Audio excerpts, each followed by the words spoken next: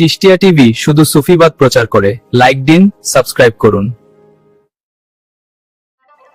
রোজা কি কেবল না খেয়ে থাকা, নাকি প্রেমের এক চরম পরীক্ষা? রোজা অবস্থায় জীবন সঙ্গীর সাথে নৈকট্য নিয়ে শরীয়ত ও সুফিবাদের সূক্ষ্ম পার্থক্যগুলো কি আপনি জানেন? আসসালামু আলাইকুম রাহমাতুল্লাহি ওয়া বারাকাতুহু। আমি জাহিদ সরকার আল চিশতি নিজামী আমাদের ইউটিউব চ্যানেলের পক্ষ থেকে আপনাদেরকে জানাই স্বাগতম। আজ আমরা আলোচনা করব রোজার আধ্যাত্মিকতা এবং দাম্পত্য জীবনের এক সংবেদনশীল বিষয় নিয়ে।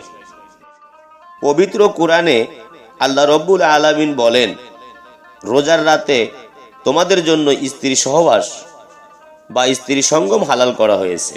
সূরা বাকারা আয়াত নাম্বার 187, অর্থাৎ সূর্য অস্ত থেকে সুবে সাদিক পর্যন্ত এটি জায়েজ। কিন্তু দিনের বেলা রোজা রেখে সহবাস করা হারাম এবং এতে রোজা ভেঙে যায়। এর জন্য কাফারা বা কঠিন দণ্ড দিতে হয়। কিন্তু সুফিরা কেন বলেন রোজা হলো নফস বা রিপুর সাথে যুদ্ধ? কেন তারা বাহিক মিলনের চেয়ে হৃদয়ের মিলনের উপর জোর দেন?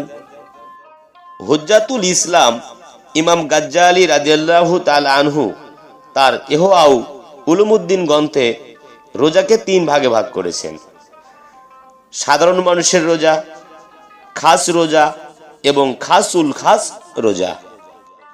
সুফি মতে রোজা হলো কামনা বাসনাকে আল্লাহর প্রেমে বিলীন করে দেয়া। দিনের বেলা স্ত্রীকে স্পর্শ না করা মানে নিজের রিপুকে আল্লাহর নির্দেশের আনুগত্য করা। সুফিবাদ শেখায় দেহের মিলনের চেয়েও রুহের মিলন শ্রেষ্ঠ। রোজা রাখা অবস্থায় সুফিরা নিজের স্ত্রীর প্রতিও কামনার নজরে না তাকিয়ে দয়ার নজরে তাকানোর সাধনা করেন। হযরত খাজা মঈনুদ্দিন চিশতি রহমাতুল্লাহ আলাইহির শিক্ষায় পাওয়া যায়, সত্যিকারের প্রেমিক সেই যে আল্লাহর সন্তুষ্টি অর্জনের জন্য নিজের প্রিয় বিষয়বস্তু বিসর্জন দেয়।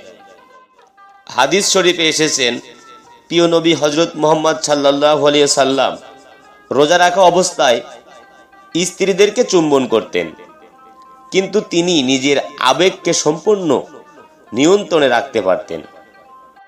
সাধারণ মানুষের জন্য রোজা অবস্থায় আলিঙ্গন বা চুম্বন ঝুঁকিপূর্ণ, কারণ এর ফলে যদি লঙ্ঘন ঘটে তবে রোজা নষ্ট হয়ে যাবে। সুফিরা তাই এহতিয়াত বা সতর্কতা অবলম্বন করেন। সুফিবাদে বিশ্বাস করা হয় রোজা রাখলে মানুষের ভিতরে এক প্রকার নূর তৈরি হয়।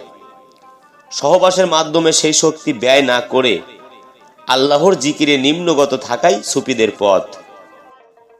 কেউ যদি দেহ দিয়ে রোজা রাখে কিন্তু মনে মনে কামনার চিন্তা করে, সুফি মতে সেই রোজার মান কমে যায়। সুফিরা রাতের বেলাকে আল্লাহর ইবাদত এবং পরিবারের হকের মধ্যে ভারসাম্য বজায় রাখতে বলেন। যদি কেউ ভুল করে দিনের বেলায় রোজা ভেঙে ফেলে তবে তাকে টানা 60টি রোজা রাখতে হবে। এটি নফসের জন্য এক বড় শাস্তি। রোজার মূল উদ্দেশ্য হলো আল্লাহকে পাওয়া। সৃষ্টির প্রেমে মত্ত হয়ে স্রষ্টাকে ভুলে যাওয়া সুফি তরিকার কাম্য নয়। রোজা আমাদের শেখায় কিভাবে সবচেয়ে প্রিয় মানুষের কাছে থেকেও আল্লাহর ভয়ে নিজেকে সংযত রাখতে হয়। এটাই প্রকৃত আধ্যাত্মিক শক্তি। চিশতিয়া তরিকার সুলুক বা আধ্যাত্মিক ভ্রমণের প্রথম ধাপ হলো নফসকে পবিত্র করা। রোজা হলো সেই পবিত্রতার সাবান।